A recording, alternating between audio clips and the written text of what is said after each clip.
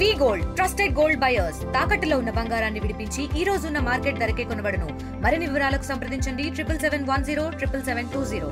Hidma encounter అనంతరం Maoist పార్టీలో అలజడి మొదలైంది. దానికి సంబంధించి హిడ్మా ఎన్కౌంటర్కు సంబంధించి ఇప్పటికే మావోయిస్టులు మరొక లేఖ రిలీజ్ చేశారు. ఇదే విషయానికి సంబంధించి మనతో మాట్లాడడానికి బీజేపీ రాష్ట్ర సీనియర్ నాయకులు డాక్టర్ ప్రకాష్ రెడ్డి గారిని ఒకసారి మాట్లాడించేటువంటి ప్రయత్నం చేద్దాం. సార్, హిడ్మా చనిపోయాడు, అభయ్ పేరుతో ఈరోజు ఒక లెటర్ రిలీజ్ అయింది.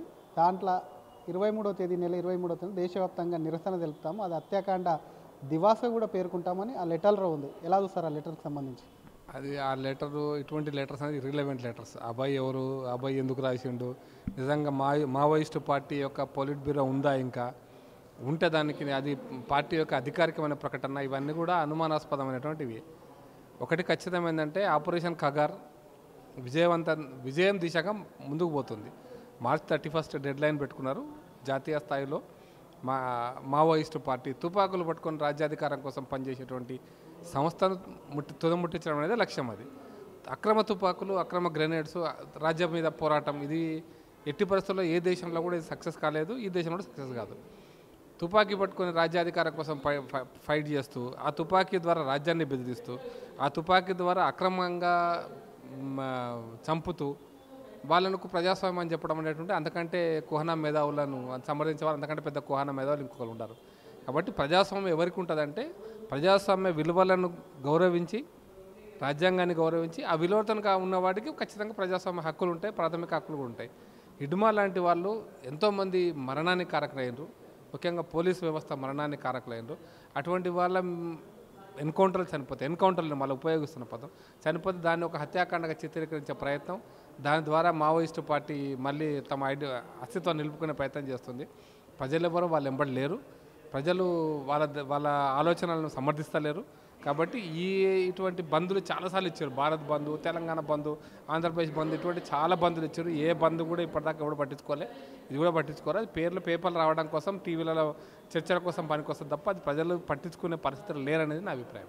మరొకటి, ఎన్కౌంటర్ అని మీరు అంటున్నారు, కానీ కోవర్ట్ ఆపరేషన్తో హాస్పిటల్కి వచ్చిన వాళ్ళని కూడా పట్టుకొని చంపారు, ఆయుధాలు స్వాధీనం చేసుకొని కావాలని ఎన్కౌంటర్ పేరుతో కూడా కేంద్రం కానివ్వండి, కేంద్రంలో ఉన్నటువంటి హోమ్ మినిస్టర్ కానివ్వండి, ఇటువంటి అన్నీ కూడా చేస్తున్నారని అలా ప్రధానమైనటువంటి ఆరోపణ.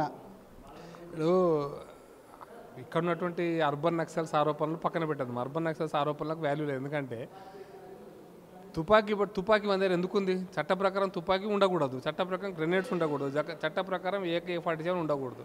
ఇవి పట్టుకొని నేను ఎన్కౌంటర్ జరగలేదు, పట్టుకొని గాల్ చేశారు అనేది నేను ఎందుకు తుపాకీ అనేది ప్రధానమైన అంశం. ఇది మొదటి అంశం. ఇది రెండో చాలా ప్రధానమైన అంశం ఏంటంటే హాస్పిటల్కి వచ్చారా, పట్టుకపోయినారా, చూసి వచ్చారా, వీళ్ళేమన్నా హాస్పిటల్ పట్టుకపోయింది అంటే పోలీసు అని చంపుతుంటే మరి అప్పుడు పోలీసు వాళ్ళు ఎవరు చంపారు? 72 మంది పోలీసు వాళ్ళు ఒకరోజు చచ్చిపోయినారు కదా, 32 మంది పోలీసు వాళ్ళు చచ్చిపోయినారు కదా. నిన్న మన ఆపరేషన్ ఖగార్ ప్రారంభమైన తర్వాత వాళ్ళ యొక్క రహస్యాలు చెప్తున్నటువంటి ఇన్ఫార్మర్ల పేరు మీద గిరిజన జాతి ప్రజలను చంపినారు కదా. మీరు ఈ మధ్య కాలంలో ఛత్తీస్గఢ్ ప్రాంతాల్లో గిరిజనులను చంపినారు కదా. వీళ్ళంతా కడికి వస్తున్నారు. చంపడం నీ హక్కు ఎట్లయితుంది? నీ హక్కు చంపడం అయినప్పుడు ఈ వ్యవస్థ, రాజ్య వ్యవస్థ కూడా ఎన్కౌంటర్ అంటే వాళ్ళు తుపాకీ పట్టుకున్నప్పుడు తమ రక్షణ కోసమే కాల్చే పరిస్థితి వస్తుంది. కాబట్టి అందరు ఎందుకు కావాలి? ఇప్పుడు ప్రధానమైన అంశం ఏంటంటే ఈ అర్బన్ నక్సల్స్ మాట్లాడుతున్నారు, సరెండర్ అయిన వాళ్ళు సరెండర్ అయినారు కదా. సేమ్ సెంట్రల్ కమిటీ మెంబర్ కూడా సరెండర్ అయినారు కదా, వాళ్ళందరూ వచ్చినారు కదా. వాళ్ళు వచ్చినప్పుడు హిడ్మాకు మాత్రం ఏమవుతుంది? అందుకోసమని హిడ్మా మిగతా ఈ మధ్య కాలంలో గత నెల రోజులలోనే 2 సెంట్రల్ కమిటీ మెంబర్స్ సరెండర్ అయినారు. వాళ్ళతో పాటు చాలామంది ఆయుధాలను సరెండర్ చేసి జనజీవ సంతలోకి వచ్చినారు. అటువంటి వారు రాగలిగినప్పుడు హిడ్మాకి ఏమైంది? సింపుల్ లాజిక్ కదా. హిడ్మా కూడా అదే కొన్న రావచ్చు కదా. అందుకోసమని దాన్ని తప్పుడుగా చిత్రీకరించే ప్రయత్నం ఈ అర్బన్ నక్సల్స్ చేస్తున్నారు. వాళ్ళ ఆటలు సాగవిగా. ముఖ్యంగా తెలంగాణ, ఆంధ్రప్రదేశ్, ఒరిస్సా అండ్ ఛత్తీస్గఢ్ బార్డర్లో ఇంకా ఉన్నటువంటి చివరి మావోయిస్టు అక్రమ తుపాకులను, అక్రమ ఆయుధాలను పట్టుకున్నటువంటి వాళ్ళందరినీ కూడా ఖచ్చితంగా రాజ్య వ్యవస్థ వ్యతిరేకంగా ఉన్న వాళ్ళందరినీ కూడా తుదిముట్టించే పని చేస్తారు. ప్రజలు సుఖశాంతులతోటి ప్రజాస్వామ్యయుతంగా జీవించాలని కోరుకుంటున్నారు. Thank you sir. ఇది అక్రమ తుపాకీ ఎవరైతే కలిగి ఉన్నారో వాళ్ళందరినీ కూడా ఖచ్చితంగా కూడా ఇచ్చినటువంటి డెడ్ లైన్ లోపు కూడా పూర్తి చేస్తామని చెప్తూనే, మరొక పక్క అసలు హిడ్మా ఇంతకుముందు సెంట్రల్ కమిటీ మెంబర్లు ఏ విధంగా అయితే లొంగిపోయారో అదేవిధంగా లొంగిపోవచ్చు కదా. ఎందుకంటే ప్రజలు సుఖశాంతులతో ఉండాలంటే ఇటువంటి వారు ఉండకూడదు, ఆయుధం వీడాలి, అక్రమ ఆయుధాలు ఉండకూడదు అని చెప్తూనే, మరొక పక్క ఉద్యమానికి సంబంధించి వాళ్ళు ఇచ్చినటువంటి అటు పార్టీలకు సంబంధించి ఒక లెటర్ అబ్బాయి పేరుతో రిలీజ్ అయినటువంటి లెటర్ ఎన్నో ధర్నాలు నిరసనలు చూసా ఇదేం కొత్త కాదు కాబట్టి దాన్ని పట్టించుకోవాల్సినటువంటి అవసరం లేదంటూ కూడా బీజేపీ రాష్ట్ర సీనియర్ నాయకులు డాక్టర్ ఎస్ ప్రకాష్ రెడ్డి గారు అభిప్రాయపడుతున్నారు. కెమెరామ్యాన్ కోటితో శ్రీధర్, RTV, హైదరాబాద్.